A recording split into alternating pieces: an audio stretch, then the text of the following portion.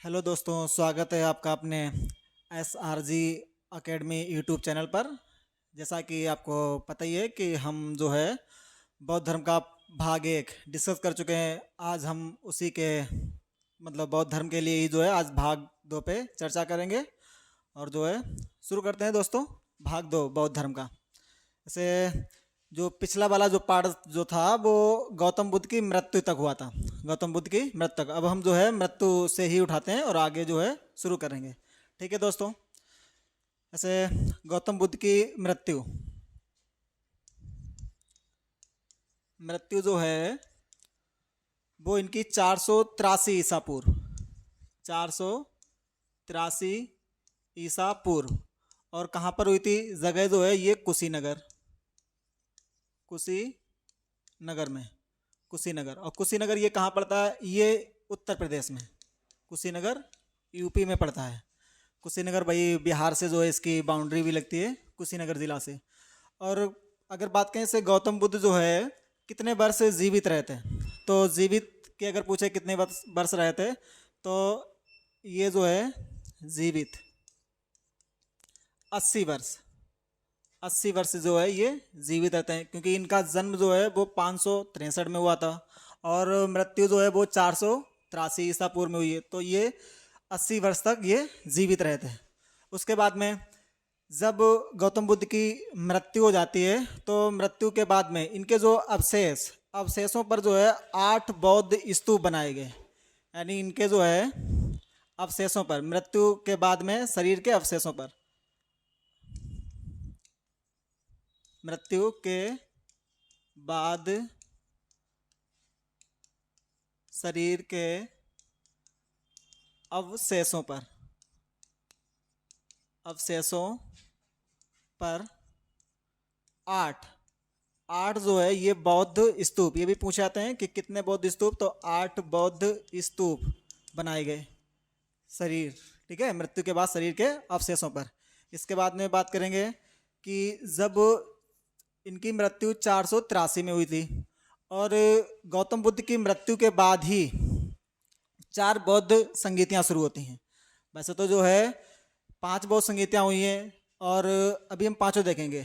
4 बौद्ध संगीतियों की पहले बात करते हैं। मृत्यु के तुरंत बाद उसी वर्ष हुई थी।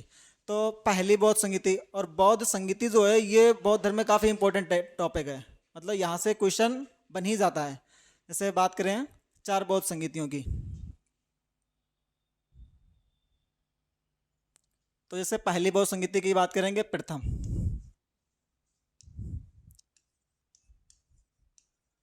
बौद्ध संगीति ये कब हुई थी? तो जिस वर्ष इनकी मृत्यु हुई है उसी वर्ष हुई थी। तो मृत्यु कब हुई है इनकी? 483 ईसा पूर्व में इनकी मृत्यु हुई है। और कहाँ पर हुई है? जगह का नाम पूछा था है, तो कहाँ पर हुई है? तो ये राजगृह में, राजगृह में हुई है। और राजगृह पूछा जाए कहाँ पर पड़ता है, तो राजगृह जो है ये बिहार में पड़ता है, राजगृह। और इससे पूछ ले कि अध्यक्ष कौन थे, यानी हुई कहाँ पर है? राजगृह। और इसके जो है अध्यक्ष अगर पूछे कि पहली बौद्ध संगीति के अध्यक्ष, तो पहली बौद्ध संगीति के अध्यक्ष कौन है? महाकश्यप। अध्यक्ष जो है ये महाकश्यप हैं, महाकश्यप। और उसके बाद में जो शासन काल था पहली बौद्ध संगीति के टाइम पे, जो शासन काल था, तो शासन काल जो है ये अजातशत्रु का था। अजात शत्रु का शासनकाल था। यानी पहली बौद्ध संगीति अजात शत्रु के टाइम पे हुई थी। उसके बाद में दूसरी बौद्ध संगीति की बात करें, दूसरी दूसरी ये इसके जस्ट 100 वर्ष बाद में हुई है, यानी 383 ईसा पूर्व में। और ये कहाँ पर हुई है? ये जो है वैशाली, वैशाली जगह भी बिहार में पड़ती है। कहाँ पर हुई है? वैशाली में हुई है, वैशाली, ये भी बिहार में पड़ता है। और इसके अगर अध्यक्ष पूछे जाएं कि मतलब कौन इसके अध्यक्ष थे, तो इसके अध्यक्ष जो है ये सवाकामी थे, सवाकामी। इसके अध्यक्ष कौन थे? सवाकामी थे। और पूछ ले कि इस टाइम पे जो शासनकाल, किसका शासनकाल था, तो शासनकाल की हम बात करेंगे, तो यहाँ पर जो है शासनकाल जो है ये कालाशोक का, कालाशोक, ये जो है काला शोक के टाइम पे हुई है। शासनकाल। तीसरी अब बौद्ध संगीति की बात करते हैं। तीसरी बौद्ध संगीति है, ये जो है मतलब 252, कहीं पर ये बुकों का फेर है, कहीं पर जो है ये 251 ईसा पूर्व देते हैं, कहीं पर 255, कहीं पर 252, तो ये इसी समथिंग में हुई है 252 ईसा पूर्व। ये कहाँ पर हुई है? तो ये जो है पाटलिपुत्र जगह है। कहाँ पर हुई है ये? पाटलिपुत्र, जो कि बिहार में पड़ता है। पाटलिपुत्र में, पाटलिपुत्र, और पाटलिपुत्र को ही हम वर्तमान पटना के नाम से जानते हैं। वर्तमान पटना, जिसे शेरशाह सूरी ने बसाया था पटना नाम से, तो ये पाटलिपुत्र में, पाटलिपुत्र। और अगर पूछे कि जो है इसके मतलब अध्यक्ष कौन थे, तो इसके अध्यक्ष जो है ये मोगली पुत्र तिस्य करके, मोगली पुत्र तिस्य, ये जो है इसके अध्यक्ष थे। और अगर जो है अध्यक्ष हो गए, शासनकाल इस टाइम पे किसका था? तो शासनकाल जो था वो इस टाइम पे अशोक का था। अशोक, सम्राट अशोक के टाइम पे ये हुई थी। तो तीसरी बौद्ध संगीति जो है ये अशोक के टाइम पे। उसके बाद चतुर्थ बौद्ध संगीति की बात करते हैं। चतुर्थ, जो चतुर्थ बौद्ध संगीति जो है ये प्रथम ईस्वी में हुई है। कब हुई है ये? पहली ईस्वी में हुई है, पहली ईस्वी में। और ये कहाँ पर हुई है? तो ये कुंडलबन जगह, और कुंडलबन जगह कहाँ पर पड़ती है? कश्मीर में। तो यह जो है कुंडलबन में, कुंडलबन, और ये कहाँ पर? ये कश्मीर में पड़ती है जगह, कुंडलबन कश्मीर में। और अगर पूछ ले कि इस टाइम पे जो है अध्यक्ष कौन थे, मतलब इस बौद्ध संगीति चौथी के अध्यक्ष कौन थे, तो अध्यक्ष जो थे वो वसुमित्र थे। वसुमित्र ये अध्यक्ष थे। लेकिन यहीं पे पूछा था कि इस बौद्ध संगीति के उपाध्यक्ष भी रहे हैं, उपाध्यक्ष का नाम। तो जब उपाध्यक्ष की बात आ जाए तो अश्वघोष, उपाध्यक्ष की बात करें कौन? तो अश्वघोष, ये अश्वघोष जो है ये उपाध्यक्ष थे। और ये जो है किस मतलब राजा के टाइम पे हुई है? तो ये किस राजा के टाइम पे हुई है? चौथी वाली, तो ये जो है राजा कनिष्क, ठीक है, ये कनिष्क के टाइम पे हुई है, कनिष्क के टाइम पे। तो ये बौद्ध धर्म की 4 संगीतियाँ हैं, काफ़ी इंपॉर्टेंट हैं, और ये काफ़ी अक्सर कर जो है एग्जाम में पूछी जाती हैं। जैसे इसमें इनका स्थान वगैरह कि किस जगह पर हुई है, और राजा से क्वेश्चन बनता है कि किसके टाइम पे मतलब शासनकाल किसका था, उसके बाद में जो है मतलब ये क्रम। और जैसे अगर 5वीं संगीति की बात करें, अच्छा 5वीं संगीति जो है तो इसमें भी थोड़ा हेर फेर है। जैसे कोई मतलब जैसे बहुत सी किताबों में ये कि 5वीं बौद्ध संगीति जो है ये 1871 ईस्वी में हुई है, 1871 में। और कहाँ पर हुई है जगह की बात करें तो ये म्यांमार में हुई है, म्यांमार में, ठीक है, म्यांमार में। और राजा मिंडन करके हैं इसके मतलब जो किस राजा के टाइम पे? तो ये जो है राजा मिंडन करके, मिंडन करके, ठीक है, इनके टाइम पे। और जैसे बात करें कि कहीं कहीं पर जो है किसी किसी बुक में जैसे ये चीज़ भी मतलब होते हैं कि जैसे 5वीं की ही बात करें कि 5वीं बौद्ध संगीति जो है ये 646 में बताई जाती है कि 646 में हुई है।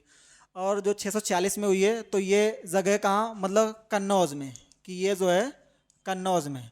और कन्नौज में किसके टाइम पे? तो ये मतलब कन्नौज जो है राजा हर्षवर्धन की राजधानी रही है, ठीक है। तो ये जो है हर्षवर्धन के टाइम पे कि हर्षवर्धन ने करवाई थी। तो ये मतलब थोड़ा इसमें वो है मतभेद। हालांकि ये 71 वाले के, 1871 वाले के ज़्यादा मतलब जैसे उस पर फोकस करेंगे। म्यांमार में जैसा ऑप्शन में मिलेगा उसी हिसाब से कर लेंगे। ये तो जो है संगीतियाँ हो गई, इसमें 4 तो काफ़ी इंपॉर्टेंट है, याद रखेंगे कहाँ पर कैसी जो है हुई है। इसके बाद में बात करें हम कि जो चौथी बौद्ध संगीति थी, चतुर्थ बौद्ध संगीति, जब ये कंप्लीट हो जाती है तो चतुर्थ बौद्ध संगीति के बाद में जो मतलब बौद्ध धर्म जो था ये 2 भाग में बढ़ जाता है। यानी चतुर्थ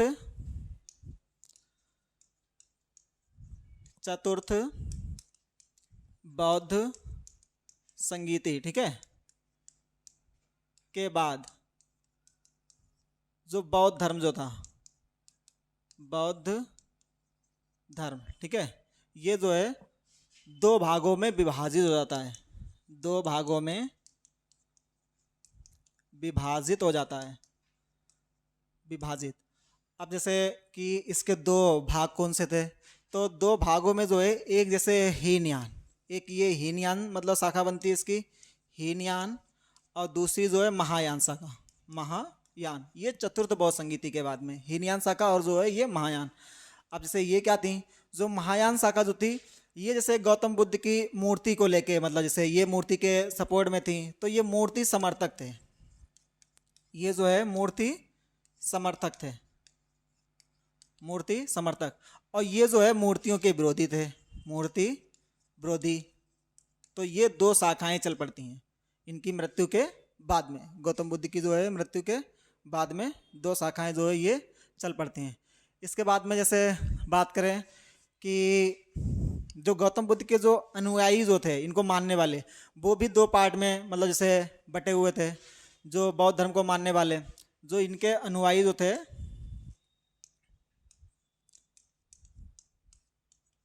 मानने वाले अनुयायी, ठीक है, ये भी दो पार्ट में बटे हुए थे। दो पार्ट में कैसे, एक जो है उपासक और दूसरे जो है सन्यासी, एक जो है उपासक और दूसरे जो है ये सन्यासी करके, उपासक और सन्यासी। अब जैसे इसमें ये चीज़ें क्या हैं, जैसे सन्यासी ये ऐसे मतलब थे अनुयायी कि ये बौद्ध धर्म से मतलब जैसे इन्होंने जो है सब कुछ त्याग दिया था, बौद्ध धर्म की खातिर जो है सब कुछ घर बार वगैरह सब कुछ इन्होंने त्याग दिया था, मतलब जो है सब कुछ त्याग दिया, सब कुछ त्याग कर मतलब सन्यासी बन गए, बौद्ध धर्म का प्रचार प्रसार करने लगे। उपासक जो वर्ग जो था, ये इन्होंने क्या किया, ये गृहस्थ जीवन के साथ में मतलब यानी घर परिवार के साथ साथ जो है इन्होंने बौद्ध धर्म को आगे बढ़ाया। गृहस्थ जीवन के साथ इन्होंने जो है बौद्ध धर्म को आगे बढ़ाया। तो ये अनुयायी भी पूछे जाते हैं कि जो है ये मतलब जो है दो भाग में, अनुयायी और जो है इनके उपासक। इसके बाद में जैसे बात करें गौतम बुद्ध के जो है, जैसे बौद्ध धर्म में पूछे जाते हैं कितने पिटक हैं, बौद्ध धर्म में पिटकों की संख्या। जैसे बौद्ध धर्म में जो है त्रिपिटक बताए जाते हैं। तो जैसे बौद्ध धर्म के पिटक, ठीक है, इनकी संख्या जो है वो 3 है, यानी त्रिपिटक है। बौद्ध धर्म में जो है त्रिपिटक है। त्रिपिटक कौन कौन से हैं, जैसे एक जो है विनय पिटक है, विनय पिटक, एक विनय पिटक। दूसरा जो है विनय पिटक, सुत्त पिटक एक है, सुत्त पिटक। और तीसरा जो है अभिधम्म पिटक, अभिधम्म पिटक करके। तो अगर पूछ ले कि पिटक शब्द किस धर्म से है, तो ये बौद्ध धर्म से ही है। और कितने पिटक थे, तो 3, विनय पिटक, सुत्त पिटक और जो है ये अभिधम्म पिटक। और बौद्ध धर्म में त्रिरत्न भी पूछे जाते हैं कि बौद्ध धर्म में जो है मतलब कितने रत्न करके, ऐसे बौद्ध धर्म में त्रिरत्न भी हैं। त्रिरत्न जो है बौद्ध धर्म के त्रिरत्न, बौद्ध धर्म के त्रिरत्न। अब त्रिरत्न कौन कौन से हैं, तो बौद्ध धर्म के त्रिरत्न जो है वो भी 3 हैं। कौन से, एक जो है बुद्ध, ठीक है, कहीं पे बुद्धम करके मतलब बुद्धम, ठीक है, संगम करके, और बुद्ध, और एक जो है धम्म करके, बुद्ध धम्म संघ करके, बुद्ध संघ धम्म। ये बौद्ध धर्म के जो है ये त्रिरत्न। तो त्रिरत्न भी याद रखेंगे कि बुद्ध धम्म और संघ करके, पिटक, विनय पिटक, सुत्त पिटक और जो है ये अभिधम्म पिटक करके। उसके बाद में जैसे आता है कि बौद्ध धर्म में जो है मतलब मोक्ष प्राप्त करने के लिए क्या चाहिए, तो बौद्ध धर्म में मोक्ष प्राप्त करने के लिए 8 मार्ग बताए गए हैं, जिनको अष्टांगिक मार्ग के नाम से जानते हैं, जिनको अष्टांगिक मार्ग से, यानी बौद्ध धर्म में जो है जैसे मोक्ष प्राप्त के लिए, मोक्ष प्राप्त के लिए 8 मार्ग हैं मुक्ति पाने के लिए, 8 मार्ग जिन्हें हम जानते हैं अष्टांगिक मार्ग, अष्टांगिक मार्ग, जिन्हें हम अष्टांगिक मार्ग के नाम से जानते हैं। पूछा था कि शब्द जो है अष्टांगिक मार्ग ये किससे संबंधित है, तो बौद्ध धर्म। 8 मार्ग बताए गए हैं जिससे सरलता से जो है मोक्ष प्राप्त हो सके। उसके बाद में जो है अष्टांगिक मार्ग। इसके बाद में से बात करें कि अष्टांगिक मार्ग हो गए। गौतम बुद्ध का जो है एक फेमस दांत मंदिर है, दांत मंदिर, ये कहाँ पे मतलब टीथ टेम्पल है, तो ये श्रीलंका के जो है कैडी शहर में है। जैसे गौतम बुद्ध का वहां पर दांत स्थित है, यानी बौद्ध धर्म का दांत मंदिर, बौद्ध धर्म का ये दांत मंदिर। दांत मंदिर ये कहाँ पर है? तो ये जो है ये श्रीलंका के कैडी शहर, कैडी शहर श्रीलंका में स्थित है। कैडी शहर श्रीलंका में, वहाँ पर गौतम बुद्ध का दांत स्थित है। इसके बाद में जो है ये हो गया गौतम बुद्ध का, ठीक है, ये जो है दांत मंदिर करके। और जैसे बात करें महाबोधि मंदिर की, जैसे गौतम बुद्ध को जो ज्ञान प्राप्त हुआ था ये बोध गया में हुआ था, और बोध गया ये जगह कहाँ पर है? ये बिहार में पड़ती है। जैसे गौतम बुद्ध को ज्ञान की प्राप्ति बोध गया में हुई थी, तो जब बोध गया में इनको ज्ञान की प्राप्त हुई थी तो वहीं पर जो है एक जो है मंदिर बनाया गया जिसे बोधि मंदिर के नाम से जानते हैं, या जो है बोध गया मंदिर या महाबोधि मंदिर करके उसे ही कहा जाता है। तो ये जो है बोध गया में ही महाबोधि मंदिर भी बनाया गया। जैसे ज्ञान प्राप्ति, ठीक है,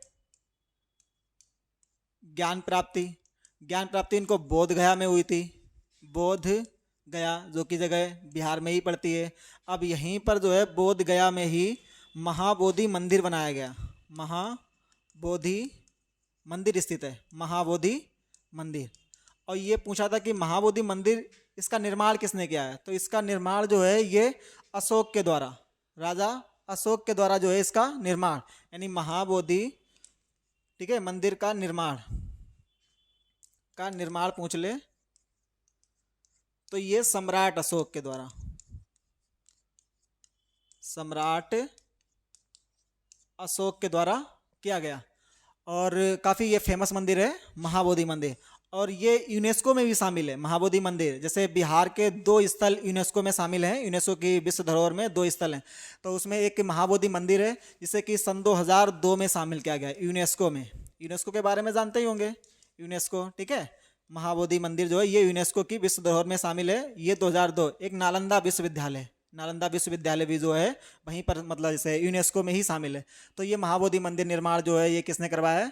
अशोक ने, ठीक है, इसका निर्माण जो है वो अशोक ने करवाया है। इसके बाद में जैसे पूछा जाता है कि गौतम बुद्ध के पूर्व जन्म की कहानियां किसमें वर्णित हैं? तो जैसे जातक ग्रंथ, या ऐसे पूछा है कि जातक ग्रंथ का संबंध किस धर्म से? तो वो बौद्ध धर्म से। ऐसे पूछ लिया जाए कि बौद्ध धर्म या गौतम बुद्ध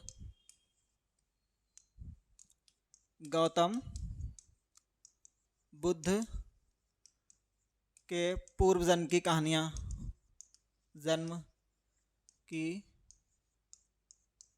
कहानियां किस ग्रंथ में वर्णित हैं? किस ग्रंथ में वर्णित हैं? तो ये किस में वर्णित है? ये जो है ये जातक ग्रंथ, ये किस में है? तो जातक ग्रंथ में है, जातक ग्रंथ में ये वर्णित है। या ऐसे कि जातक ग्रंथ ये किससे संबंधित है? तो ये बौद्ध धर्म से संबंधित है, जातक ग्रंथ जो है ये बौद्ध धर्म से संबंधित है। इसके बाद में हम बात करेंगे, ये हो गया। और फिर जो है जैसे गौतम बुद्ध से संबंधित जो है कुछ प्रतीक चिन्ह भी हैं। अब जैसे प्रतीक चिन्ह की बात कर लें, प्रतीक चिन्ह, ठीक है, प्रतीक चिन्ह गौतम बुद्ध से संबंधित जो है कुछ प्रतीक चिन्ह है। ऐसे प्रतीक चिन्ह की बात करेंगे तो ऐसे पूछा था कि इनके जन्म का प्रतीक चिन्ह क्या है, ठीक है, जन्म का जो है प्रतीक चिन्ह। तो जन्म का जो प्रतीक चिन्ह है वो जो है कमल करके, कमल, ठीक है, जन्म का प्रतीक चिन्ह जो है कमल, कहीं पे सांड भी दिया होता है। और इससे जो इनका यौवन का, ठीक है, इसका प्रतीक चिन्ह जो है वो सांड करके, या कहीं पर जन्म का ही कमल और सांड बताया जाता है।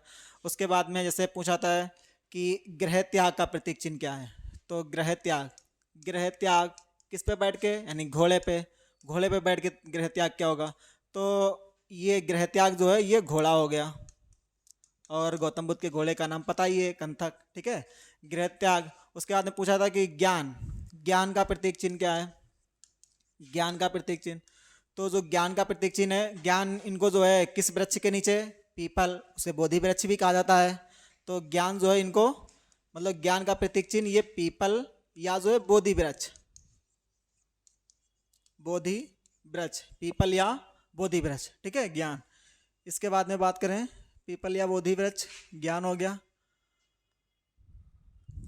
फिर जैसे निर्वाण, निर्वाण की जैसे वो इनकी मृत्यु का, ठीक है, मृत्यु का प्रतीक चिन्ह क्या है, ये जो है स्तूप है। मृत्यु का प्रतीक चिन्ह क्या है, स्तूप।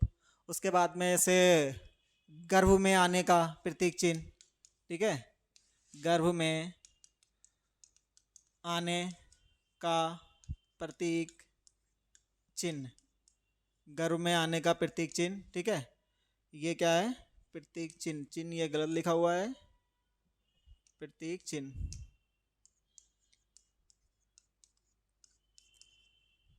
तो ये जो है हाथी पांव करके,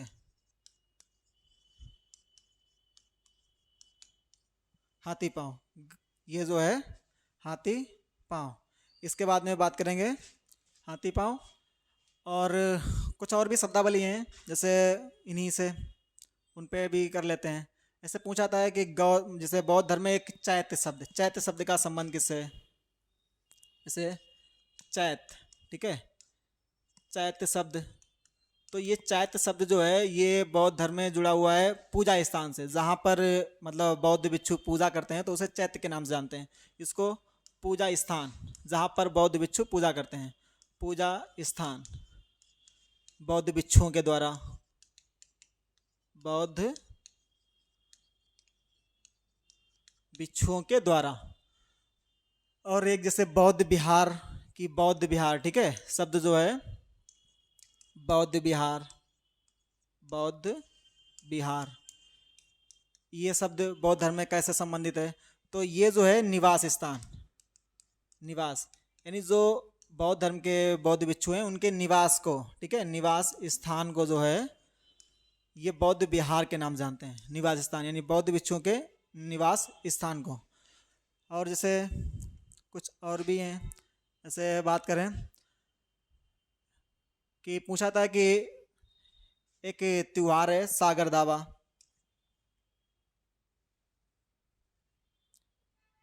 नेक्स्ट ही लेते हैं, ऐसे पूछ ले त्योहार सागर दावा, त्योहार सागर दावा, इसका संबंध ये भी जो है बौद्ध धर्म से रिलेटेड है, बौद्ध धर्म से ही रिलेटेड है त्योहार सागर दावा। और जो है त्योहार सागर दावा बौद्ध धर्म से रिलेटेड है। इसके बाद में जैसे अगर पूछ ले कि बौद्ध धर्म को ग्रहण करने वाली पहली महिला कौन थी, तो प्रजापति गौतमी, ठीक है, बौद्ध धर्म ग्रहण करने वाली प्रथम महिला, प्रथम महिला, तो ये कौन है, प्रजापति गौतमी, भाई मतलब इनकी मौसी हैं, प्रजापति गौतमी करके, प्रजापति गौतमी। और एक और मतलब पॉइंट जो इम्पोर्टेंट, जैसे भाषा और पूछी जाती है कि बौद्ध धर्म की भाषा क्या है, तो बौद्ध धर्म की भाषा क्या है, पाली। जैसे इनका पालन पोषण प्रजापति गौतमी, माता का देहांत हो जाता है सातवें दिन ही जन्म के, तो इनका पालन पोषण इनकी मौसी के द्वारा किया जाता है। तो इनका पालन पोषण मौसी ने किया था। तो भाषा की बात करें यानी बौद्ध धर्म की भाषा, भाषा की बात करें तो भाषा क्या है, पाली, ठीक है, इनका पालन पोषण होता है इनके द्वारा। तो बौद्ध धर्म की जो भाषा जो है वो पाली। इसके बाद में से हम बात करें कि भाषा भी हो गई, भाषा क्या है इनकी, पाली। और क्या है, और चीज़ें देख लें कि जैसे अगर बौद्ध धर्म से ही कि भारत में, ठीक है, अगर पूछ ले कि भारत में जो है बौद्ध धर्म का स्थान क्या है, बौद्ध धर्म का भारत में स्थान, ठीक है, भारत में बौद्ध धर्म कौन से नंबर पे है, भारत में बौद्ध धर्म का स्थान मतलब कौन से नंबर पे भारत में, ये 2011 की जनगणना से, ठीक है। तो वैसे तो इनकी आबादी भारत में 2011 के अनुसार 0.7% करके, 0.7%, और जो कि 5वां स्थान है भारत में बौद्ध धर्म का, जो है ये 5वां स्थान है। उसके बाद में से ये चीज़ भी पूछ ले कि सर्वाधिक बौद्ध मतलब जैसे सर्वाधिक बौद्ध आबादी वाला देश कौन सा है, सर्वाधिक बौद्ध आबादी वाला देश। तो जैसे सर्वाधिक और बौद्ध आबादी वाले देश की बात करेंगे तो वो चीन होगा, यानी सर्वाधिक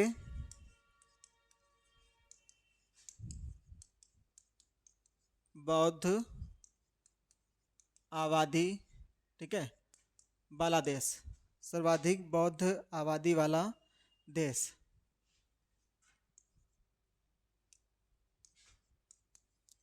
तो ये कौन सा होगा, चीन। सर्वाधिक बौद्ध आबादी कहाँ पर है, तो ये चाइना में, सर्वाधिक बौद्ध आबादी चाइना में। ठीक है दोस्तों, जो है बौद्ध धर्म लगभग जो है हमारा कंप्लीट ही हो चुका है। और अगर आपको ये वीडियो अच्छी लगे तो जो है चैनल को सब्सक्राइब करेंगे और लाइक भी करेंगे। ठीक है दोस्तों।